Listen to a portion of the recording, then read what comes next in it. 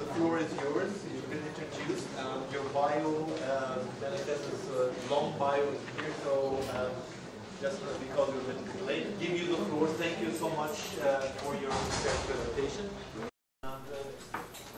Okay, well, thank you so much, Karim Najjar, for inviting me to this incredible workshop here. Thank you also for your presentation. I was really inspired by your work, obviously.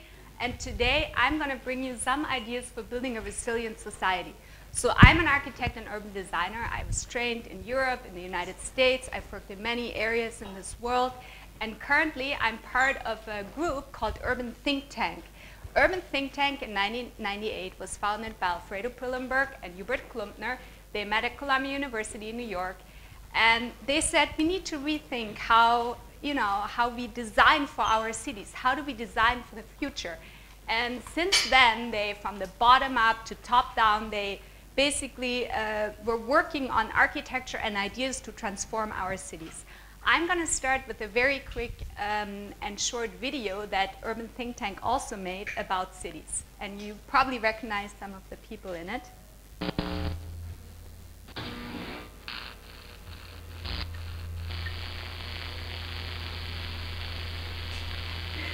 So this is part of a movie called Gran Horizonte, and it's about the urban planet.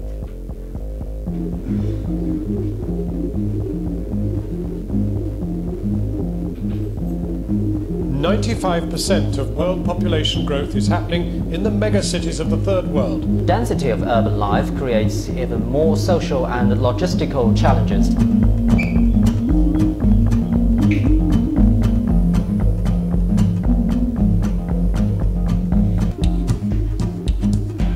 Yo a mí como ejecutor público, en el sentido de que eso estuviera pendiente. Un niño que vive en un sitio donde en cualquier momento se muere.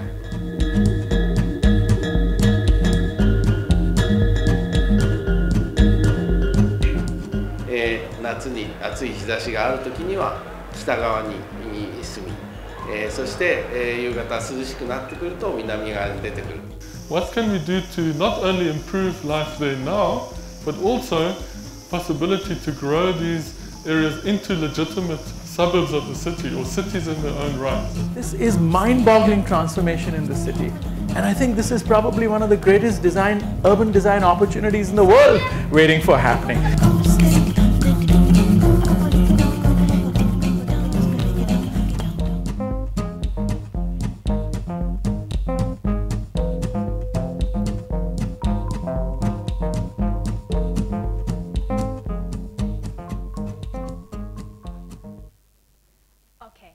So this movie, I think, is very inspiring, but I want to show you a document that's from the Apartheid Planning Handbook. And it's about absolute segregation of people, and it defines how you're supposed to live in a society between white people, black people, wherever you're from. And this is obviously urban planning, but what the reality is today that we find these same segregations within almost every urban fabric, mainly in the global south. And I here bring you this example. And what it shows you that 2% of the Earth's surface are covered by people only, right? Thereof, 50% do live in cities or urbanized areas. Cities are also responsible to produce 70% of the CO2 emission that is produced, but also cities generate 80% of the GDP. So these are just some numbers to keep in mind and kind of warm you up in this presentation. And this is an image called Wake Up, which was taken in Athens, where we did a workshop. I'm going to show you some examples in a little bit. But the question is urbanization sustainable? So here I have a quote by John Close, the Undersecretary General of the United Executive Director. The current urbanization model is unsustainable. In many respects, puts many people at risk, creates unnecessary costs, negatively affects the environment, and is intrinsically unfair. So I bring you ideas for building a resilient society. To kind of start, these are some of the key challenges that we have to look at. The continuous growth of slums, the provision of urban services, climate change, obviously we shouldn't ignore it, or unless you may be Donald Trump, inequality and exclusion, upsurge in involuntary migration, rising insecurity, and urban risks. So with Aaron Betsky, we actually designed this poster, and it reads, you call this a barrio, but I call it my home. So to just put some numbers to it, but 1/6 of the world's population lives in informal settlements, cities that are grown out of nothing, and 95% of the Earth's population will happen in these areas, right? So we need to be active and engaged in these types of topics. To start with the project, so I'm going to show you now a series of projects that we did in our think tank, in our urban think tank. And I'm going to start with integrate infrastructure, okay? Because as designers and architects, we work visually, we work with the material of communicating ideas in a way that we use architecture to communicate this. So this is the challenge of providing urban services. And I'm going to show you this example. This is very similar to the first photograph I showed you. But on a hilltop here, we have about 40,000 people living in an informal settlement. Now, the city of Caracas was building along this river a new subway. The problem was it took people hours to walk down from their settlements to this public infrastructure where they would go to education, or where they would get their education, or where they would have access to basic services, okay? Because what's the reality is that the people that live in these kind of informal developments, they're not given any services like we're used to in other parts of the world. So the city, and this was a very interesting process, because what happened is that the city itself said, okay, we need to do something, let's build a road and put a bus system in there. Well, the issue was that the hilltop, you would have removed 1/3 of the whole neighborhood, you would have displaced 1,200 families, you would have taken their lives just to build this road. So we thought, well, actually we need kind of an alternative idea so that we don't have to take the homes from all of these people. And what happened is that we came up with the concept of putting gondolas. It's an Austrian company called Doppelmayr, and together with like first world technology, we basically transformed this informal settlement, and we put 5 stations. Here's one, and there's another one over here, on the hilltops, so that the people would be able to move much easier to the new subway that was being built. And of course, this transportation system wasn't then only used to transport people, but people are actually building their homes up there. They need goods, so goods will also be able to be transported through the system. Another thing that was really crucial in this development of this project was that we weren't just building subway stations, but the real importance here was that we put programming into these hilltop stations, where we said, well, actually, why don't we provide services to the people that live there? Why don't we give them sports facilities or facilities where they could renew their passport, so on and so forth? Why don't we start making this neighborhood safer? And the basic outcome of this was something like that, which, the original design someone takes, and then there are a lot of rules and regulations. We were criticized for the use of expensive material, but we thought, well, there's so many people daily moving through these areas, we want to give them the best possible building that they can have in order to really improve that neighborhood. And so the outcome of this, you see happy children that are now able to basically move every day and go to their schools in a matter of minutes compared to what they had to do before, where they had to walk down a hill for hours. So there's also another interesting fact about the transportation, because for the children, it was also sometimes really hard when the rain season came to walk down the hills, because there were mudslides and mock-up stairs that were built, they would get flooded, so it was basically impossible to move within this neighborhood during certain climatic conditions. So now I'm going to show you another building. It's called Public Building as Public Space. This is a very similar concept to the one that you previously have seen, but this is the vertical gym. And what we're concerned with the vertical gym is basically that we developed a prototype. So it's not a one-of-a-kind star architecture like Frank Gehry would produce or some other fantastic architects, but this is something where we say, well, this is a concept. This is common license. We give everybody the plans. If you want to build this in your community, if you can get the financing together, feel free to build this building.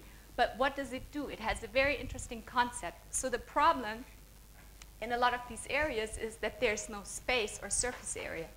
So in this vertical gym, where we're basically providing sports as a way to also make a neighborhood more secure, to give people tasks, you know, at the end of the day, we were stacking all these programmings into a building that was super compact and would actually fit in very small sites. Of course, in order to build this, there were still some pretty hard fact requirements, like you would need to have access to a road, because all the parts in this project were prefabricated, brought onto site, and within a matter of weeks would be assembled together to produce this vertical gym. So this vertical gym, the first one has been built in 2004 in Caracas, but right now we're building another one in Medellin, and they're basically rolled out like urban prototypes. And that's also a very big topic that we're working on. So here you can see some of the workings of the vertical gym. Of course, circulation. We not just make circulation to get to another floor, but we use circulation as active parts of the building. So you basically, along your circulation, you also exercise in this running path, like it is shown here and also there. And as I mentioned before, you know, some of these informal settlements, there's a lot of insecurity happening within these. So, you know, this space is actually very safe, and it provides, you know, a very good balance for the community. Okay, this is actually another vertical gym, and I'm just showing you this because we're also not afraid of ugly architecture, right? So this is just on top of a building that was already there. It has to do with the topography. So we're actually also embracing the kind of ready-made architecture that fits into any context. Okay, another project, and this presentation is very visual because I want to warm you up at the end of this evening with some work that we're doing at Urban Think Tank, but this is called Aesthetic and Ethics. So this is a project called Fabrica Cultura, and it is currently under construction in Barranquilla. This has the similar concept where all the parts are prefabricated, but in a climate like Barranquilla, which is in the Caribbean region of Colombia, where we're actually working on many projects, it is pretty essential that the building, you know, uses passive cooling techniques in order to, with almost no effort, cool itself, okay? So of course, you also here live in a very hot climate. I just went into my hotel room. It was so freezing, I had to put on another jacket. So we're kind of just rethinking how buildings should work, and they should also work with the climate that is giving at any given situation.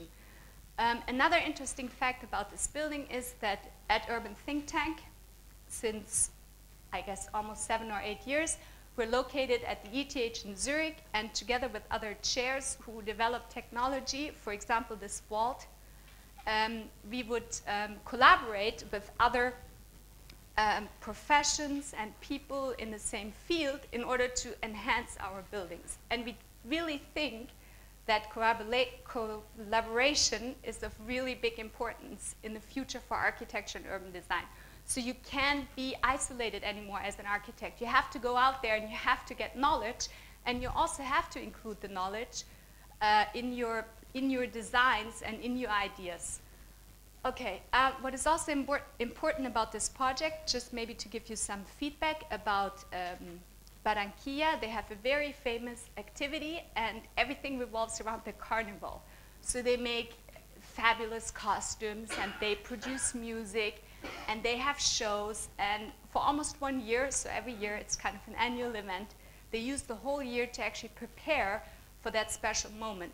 But it's kind of a culture that is, you know, it's a pop culture, but not a high culture. So when they first approached us for this project, they said, build us a museum for the carnival. But we thought, well, we actually want a building that is active, that produces. So in the 20th century, it was all about consuming, right? So we went to the mall and we bought stuff. But we believe at the Urban Think Tank that in the 21st century, it's actually about makers. So this prototype that is currently being built in Barranquilla, but there are other ones in other regions, we think that, you know, it has to embrace change, and it has to embrace that things can be made, and that we're not just creating white box museums, you know, that are pretty to look at. It also won some awards, but we actually love this image because it just shows the kind of life that is going on in Barranquilla.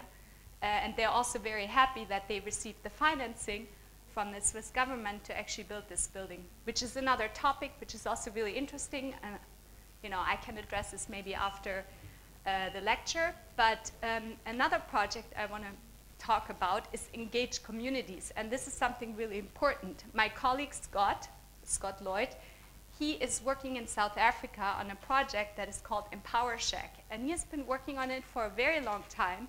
But what he basically does, the government gives you RDP housing. And it's kind of like a single family home, and it takes away your shack. And you know, they make it really pretty, and they put some land around it.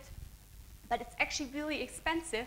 And what people do after they get this house, so here you see like the settlement that's in Cape Town.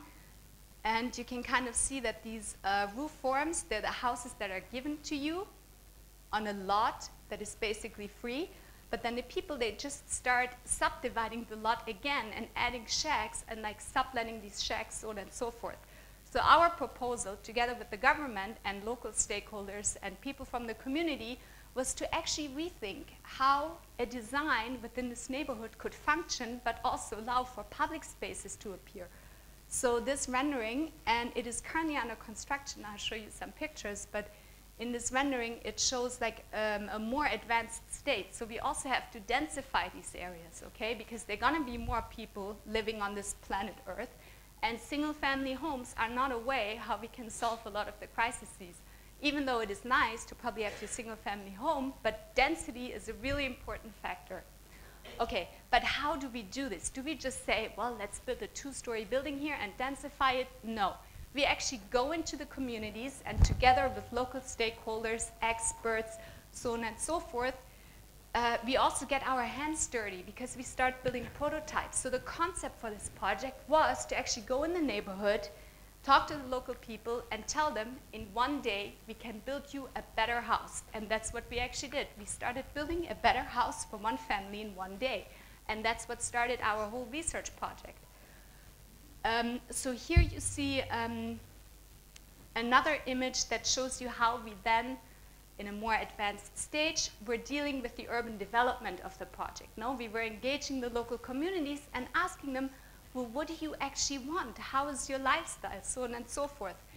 And then with my colleague, Michael Walczak, who's actually an expert in computation, we were starting to actually generate ads for people to use, you know, to kind of play with this new settlement strategy. So this is the Empower Shack project. You see it in the back. It uses ready-made available materials that are actually of very low cost, but it densifies the whole neighborhood. And it actually, for the first time, gives people spaces around their houses. So here you see another building. This is still under construction. We have so far built a lot more of these houses, and we're also still improving the whole concept of the house constantly. Okay, real quick, I'm going to talk about reclaimed space. And this is a project that really relates to our research activities that we do. So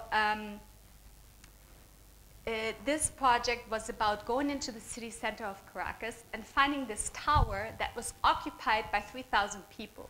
So what happened to the tower is that during the financial crisis, the owner of the tower died, lost everything, the tower went empty, it was half finished, it was kind of under construction, and people started to squat it.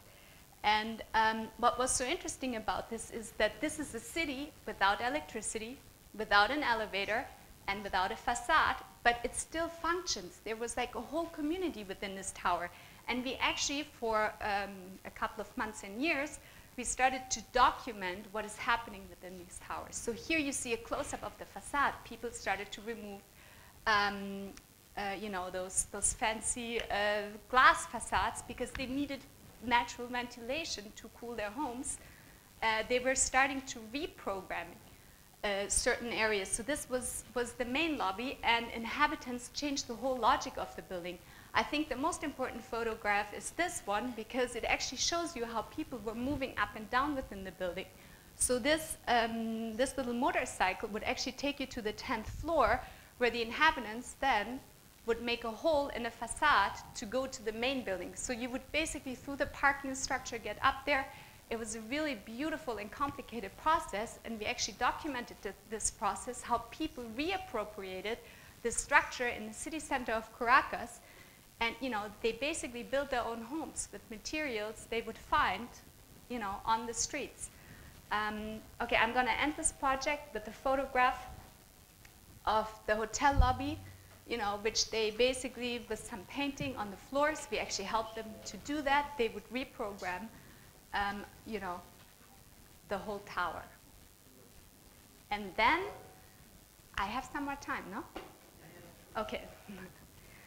Mapping and inventory. So, we do all of these projects because we also want to tell a story and we want to use narratives to convey ideas. So this is about Reactivate Athens. We also like to go where ideas are flowing and coming from, but as you maybe know, Athens was in a very big crisis, so we got some funds together, we took our team, and we actually made, took over an old shop front where we actually produced workshops and drawings for this publication called Reactivate Athens. This also shows you a little bit our methodology, no? So we're not just designers that have fancy ideas and we produce them, but we actually also try to listen and engage other partners, to come up with new and better ideas. So here you see Athens, and during the workshops, we were trying to reappropriate and rethink how the city could actually, from a more bottom-up approach, could change its vibrancy again. So here we have an urban space network. We produce these kind of axonometric drawings to easily communicate to people that are also not architects what the potentials within the city of Athens would be. So here's the concept of a slow street. Now, so our streets today, in a lot of places, as you probably know here, because I've driven with a taxi, I've been dropped to the hotel, people are everywhere, it's actually very busy. They're also our public spaces. And in New York, for example, they have just closed down whole streets to also make them public spaces. So this concept is really about slowing down streets and not preferring cars to drive there, but also preferring pedestrians, where this is an example from. Here, plug in and plug on. There's obviously a lot of existing structure in Athens as well, and this concept was really rethinking how within existing structures you could, make for better spaces, programs, verticality, so on and so forth.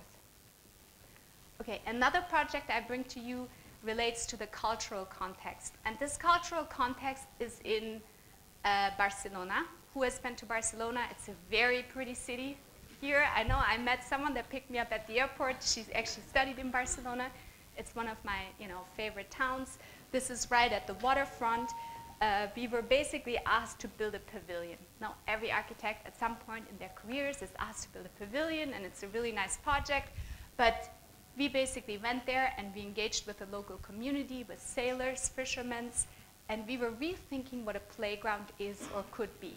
And this is a playground for all times of the years, for all dark at night times and daytimes, but also for all generations. So the basic concept of this was the hopscotch, game that kids play on the street. And with this, and with local materials and artists, we basically built this pavilion at the waterfront of Barcelona with nets that we would reclaim with local knotting techniques to put together. I think this is a very interesting project because it is done with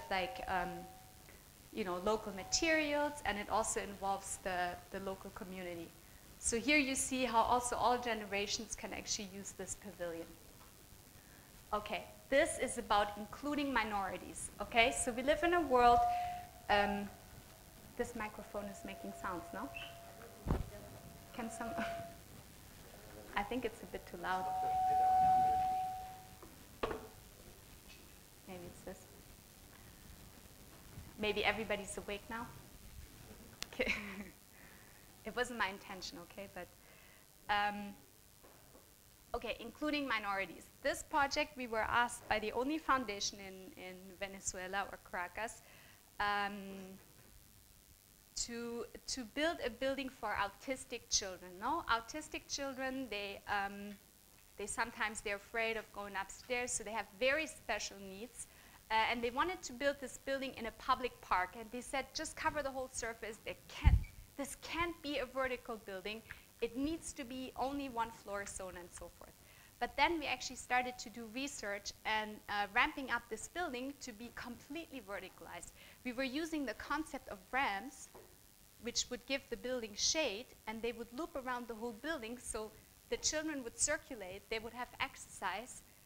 This was a very smart way of dealing with the local climate, and the best thing about this project is that we were actually be able to keep this huge, gigantic public park that was sitting around it. So we were really engaging with the community, you know, to make the space valuable. So here you can see how the kind of natural ventilation through this facade kind of works, and this elevation of this ramp is never more than 5%. So also it doesn't feel like you're walking up a gigantic hill, but it's actually, you know, pretty comfortable to walk up there, which was also really important. So obviously as architects, we also have to deal with a lot of constraints, and I think this building is a very good example of how to include minorities, how to give them the right spaces. We actually put their gym at the top of the house, you know, which actually made for a really good effect. Okay, replicability of urban prototypes. I'm now kind of getting to the last part of my talk, and this also is now about addressing the kind of research initiatives we do at our university.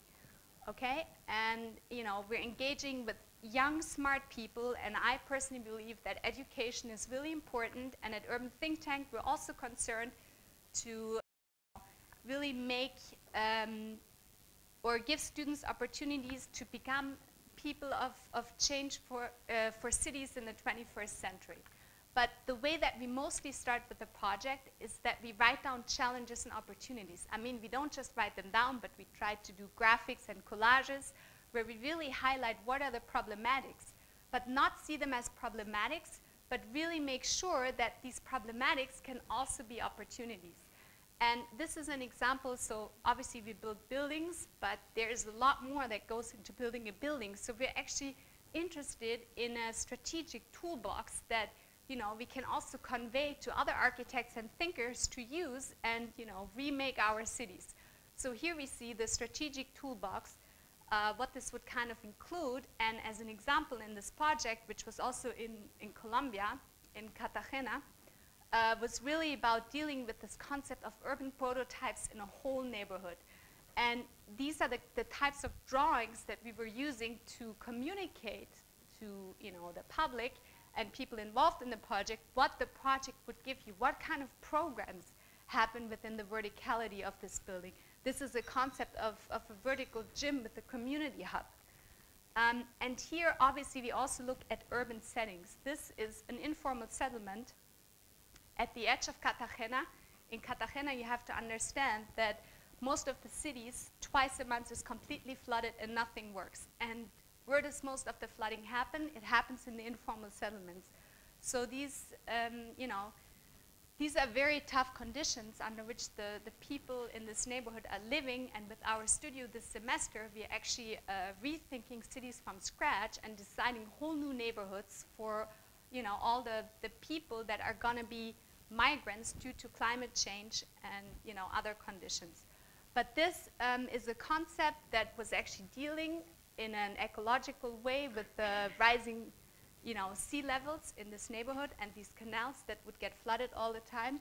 And here you can see how we're not just looking at one building, but we're also looking at the building in the context of its environment.